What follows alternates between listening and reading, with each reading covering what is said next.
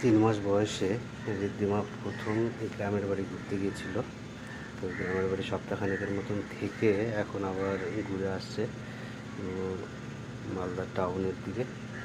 সেই যে নদীটা দেখতে পাচ্ছ, এই নদীটা হচ্ছে বাংলাদেশ বর্ডারের সঙ্গে ইন্ডিয়ার যে নদীটা, সেটার একটা শাখা এদিক দিয়ে বেরিয়েছে। সেই নদীটা পার হচ্ছে, নদীটার নাম হচ্ছে হারিয়া নদী। তো ঋদ্ধিমা, ওই যে ঋদ্ধিমার মায়ের কোলে আছে এবং সামনে ওর কাকা দাঁড়িয়ে আছে, দুজনে পার হচ্ছে। আমি আর পিছনের লোক নিয়ে পার হবো।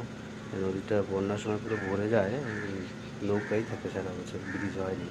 ঠিক আছে। তো ঋদ্ধিমার গ্রামে ঘোরাটা খুব মজা রয়েছে, কিন্তু ঠান্ডা সর্দি লেগে গেছিলো। ডাক্তার দেখে ঠিক হয়েছে, গ্রামের ডাক্তার। তো দিদাবাড়ি গিয়েছিল, দিদাবাড়িতেও বেশ আনন্দ করতে হয়েছে এবং নিজের বাড়িতেও গিয়েছিল। তাই জন্য তো আনন্দ করতে হয়েছে, সেখানে সবাই আছে, তারপরে একটা সব আত্মীয়রা। তো এইটাই প্রথম ঋদ্ধিমার গ্রামের বাড়ি যাওয়া, বয়স 3 মাস।